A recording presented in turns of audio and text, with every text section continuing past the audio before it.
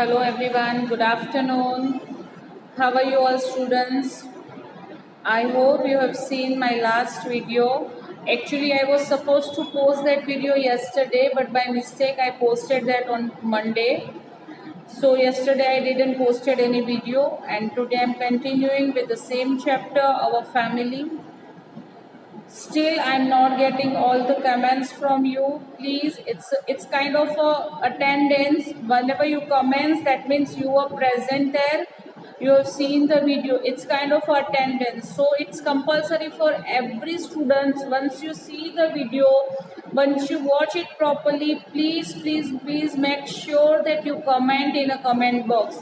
मैं even parents से कहना चाहती हूँ कि पेरेंट्स, जब भी आपका बच्चा, आप कोई भी टीचर का वीडियो देख ले, उसके बाद उसको कमेंट करना है। सिंपल एक थंब का कमेंट भी, ऐसे थंब का कमेंट भी चलेगा। हमें पता चलना चाहिए कि आप लोगों ने वीडियो देख लिया है। अभी भी मुझे सारे कमेंट्स भी नहीं मिल रहे हैं, so please it's a request. चलो, now will start with our chapter, our family. We have already started. I told you before that how Jagriti and Abhay's paternal family used to stay. After that, their mom came. Their father married to their mom, and she entered in the family. That all we have already discussed. After that, we discussed about their mother's family, that who were there in their mother's family once they went in a summer vacation. Over there they saw different photographs in the maternal families. All this we have already discussed in our last lecture. So from today I am going to start with this third paragraph, that is our mother as a child's third paragraph, Jagriti and Abhay's mother. So everybody concentrate on this page, point out your finger and just try to concentrate on what I'm reading. Another thing I want to tell you before starting anything, that we are not doing any one-to-one reading over here. So it's missing every day in our school. Whenever we used to start a new chapter, before that we always do one by one reading. Every students get chance to read from the book.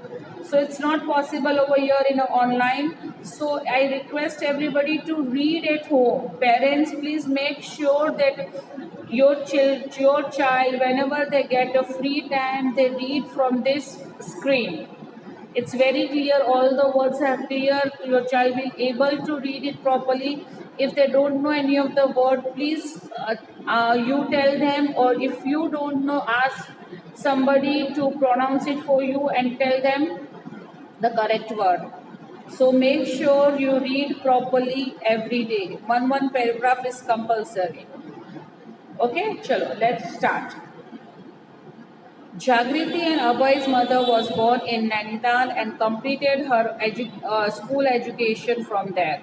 She lived with her grandparents, parents and younger brother and sister. जागृति की मम्मा कहाँ से थी? वो नैनीताल से थी. नैनीताल कहाँ है? नॉर्थ इंडिया में. It's a city in north India. It's a hill station. जागृति और अभय के मम्मी का बॉर्न वहाँ पे हुआ था, और उनका एजुकेशन, उनका स्कूलिंग भी वहीं से हुआ था, नैनीताल में. नैनीताल में वो किसके साथ रहते थे? उनके घर में कौन कौन मेंबर्स थे? ये शादी से पहले की बात, जब जागृति और अभय की मम्मी यंग थी, स्कूल जाती थी, तब उसके घर में कौन कौन थे? उसके ग्रैंड पेरेंट्स थे, उनके पेरेंट्स थे, और जागृति की मम्मी के एक यंगर ब्रदर एंड सिस्टर था. यंगर ब्रदर एंड सिस्टर मतलब छोटा भाई और बहन. Next line. In her younger days, Jagriti and Abhay's mother was very good in extracurricular activities. In her younger days मतलब जब वो यंग थे. अभी आप जैसे यंग हो ना, उस टाइम पे जब जागृति और अभय के मम्मी यंग थे, उस टाइम पे वो स्कूल में स्टडीज में तो बहुत अच्छे थे ही, साथ साथ में दूसरी एक्स्ट्रा करिकुलर एक्टिविटीज में भी बहुत अच्छे थे. अब एक्स्ट्रा करिकुलर एक्टिविटीज क्या होती है? एक्स्ट्रा करिकुलर एक्टिविटीज़ मतलब हमारे स्कूल में स्टडीज़ के अलावा जो दूसरी एक्टिविटीज़ होती है, जैसे कि स्पोर्ट्स होता है, डांस होता है, सिंगिंग होता है, ड्राइंग आर्ट होता है, वो सारी एक्स्ट्रा करिकुलर एक्टिविटीज़ कहलाती है। हमारे स्कूल में भी होता है ना, हमें यहाँ पे गेम्स पीरियड होता है, पीटी पीरियड होता है, हमें यहाँ पे डांस पीरियड भी होता है, ड्राइंग पीरियड भी होता है, कंप्यूटर पीरियड भी होता है। तो वो सारी हमारी एक्स्ट्रा करिकुलर एक्टिविटीज़ कहलाती है। तो जागृति और अभय की मम्मी भी स्टडीज़ के साथ साथ एक्स्ट्रा करिकुलर एक्टिविटीज़ में भी बहुत ही अच्छी थी। चलो next line. She was a good singer and represented her school in singing competition.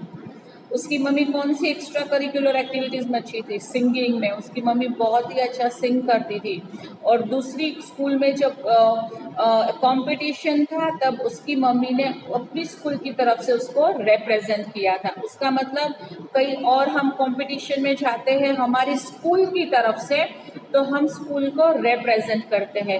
For example जब हम रामकृष्ण आश्रम में कंपटीशन, एलोक्यूशन कंपटीशन के लिए जाते हैं, तो उस टाइम पे आप कौन से स्कूल को रिप्रेजेंट करते हो?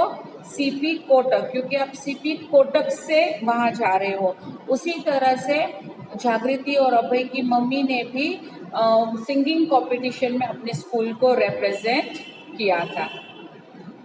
She was also a member of a school basketball team. Singing के साथ साथ वो और कौन सी करिकुलर एक्टिविटीज़ में अच्छी थी? बास्केटबॉल में। वो अपने स्कूल की बास्केटबॉल की वन ऑफ द प्लेयर थी, मेंबर थी। She loved to paint and play chess with her grandfathers during a leisure time. वो पेंट भी बहुत अच्छा करती थी और उसको कौन सा गेम बहुत अच्छा लगता था? चेस। और जब भी उनको लेजर टाइम मिलता था तब अपने ग्रैंड पेरेंट्स के साथ वो घर में चेस खेलती थी। अब लेजर टाइम क्या होता है, इसके बारे में हमने लास्ट ईयर बात की है, शायद कुछ बच्चों को याद होगा लेजर टाइम क्या होता है। अगर नहीं याद है तो मैं बताती हूँ। अवर फ्री टाइम, अवर जब हमारा सब वर्क हो जाता है, हमारा स्टडीज, हमारी स्कूलिंग सब, उसके बाद हमें जो फ्री टाइम मिलता है उसमें जब हम कोई भी एक्टिविटीज़ करते हैं उसको हम लेजर टाइम कहते हैं। तो जागृति और अभय की मम्मी भी अपना जब भी लेजर टाइम होता था तब अपने ग्रैंड पेरेंट्स के साथ चेस खेलती थी और उनको पेंटिंग करना भी बहुत अच्छा लगता था। She was good in studies too and was among the top 3 scorers in the class. मैंने जैसे पहले ही बताया कि वो स्टडीज़ में तो अच्छी थी ही, साथ में दूसरी करिकुलर एक्टिविटीज़ में भी बहुत ही अच्छी थी। स्कूल में जब भी वो इतनी अच्छी थी कि जो कभी भी मतलब rank first second third rank में हमेशा उनको स्कोर मिलता था। तो समझ में आया कि जागृति और अभय की मम्मी किस तरह से स्टडीज़ के अच्छे साथ साथ कौन सी करिकुलर एक्टिविटीज़ में अच्छी थी। कौन कौन सी एक्टिविटीज़ थी? फर्स्ट ऑफ ऑल तो singing, she was good in singing and she even represented her school for singing competition. After that, she was one of the member of basketball. Then she loved to paint. She was good in painting, and she even used to play chess with her grandparents in a leisure time. So these are the different curricular activities in which she was very good. Along with studies, she was good in studies too. साथ साथ में वो curriculum activities में भी अच्छी थी, right? चलो अब आपको एक एक्टिविटी मैं देती हूँ जो मुझे आपको कमेंट बॉक्स में बताना है। आप सबको अपने पेरेंट्स को पूछना है कि स्कूल में स्टडीज़ के अलावा कौन सी करिकुलम एक्टिविटीज़ में वो बहुत अच्छे थे। आई एम श्योर कि आपके पेरेंट्स भी कोई ना कोई कंपटीशन में पार्ट लिया होगा, कोई ना कोई गेम प्ले की होगी, उन लोगों भी कोई ना कोई एक्टिविटीज़ में बहुत ही इंटरेस्ट रहा होगा। तो आप भी अपने पेरेंट्स, मम्मी इवन पापा से पूछो कि उनको कौन सी करिकुलम एक्टिविटीज़ बहुत अच्छी लगती थी और फिर मुझे आप वो बात कमेंट बॉक्स में बताना। इट्स कंपल्सरी, मुझे सबका आंसर चाहिए, सबके पेरेंट्स का कुछ ना कुछ तो होगा। कोई मुझे ऐसा नहीं बोलेगा कि मेरे पेरेंट्स की कोई एक्स्ट्रा करिकुलम एक्टिविटीज में इंटरेस्ट नहीं था, कुछ ना कुछ तो होता ही है, राइट? तो आप मुझे वो बताओगे कि आपकी पेरेंट्स कौन से करिकुलम एक्टिविटीज में बहुत ही अच्छे थे। अंडरस्टूड बेटा? आई होप यहाँ तक की बात आपको समझ में आ रही हो। आपको लग रहा है कि हम क्लासरूम में बैठ के स्टडी कर रहे हैं, कि आपको कोई डिफरेंस लग रहा है? एक ही डिफरेंस है कि मैं आप पे चिल्ला नहीं सकती, आप पे गुस्सा नहीं कर सकती, आपको मार नहीं सकती, है ना? यही एक फर्क है, वरना हमारा कोई नहीं। हमारे पास बुक्स भी है, हमारे पास टीचर भी है, और शायद आप लोगों को मेरी आवाज़ भी एकदम क्लियर आ ही रही होंगी। Should I move ahead? आगे बढ़ूं? चलो।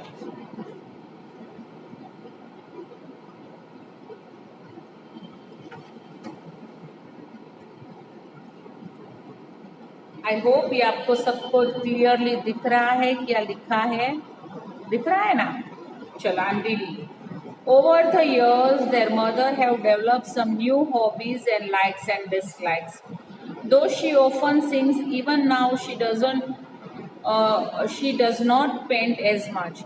She enjoys visiting art galleries. She loves cooking and trying out new recipes. She likes to read books on real life events and autobiographies of famous people in her leisure time. अभी हमने जो बात की वो curriculum activities अभय और जागृति की mummy school में करती थी, राइट? लेकिन जैसे जैसे टाइम गया, उनके मैरिज हो गया, उनके उनके किड्स हो गए, उसके साथ साथ उनकी हॉबीज थोड़ी चेंज हो गई। उसको नई हॉबीज मतलब उसने नई हॉबीज ले ली, पुरानी हॉबीज को वो थोड़ा पीछे छोड़ गई, वो अब नहीं कर पा रही है।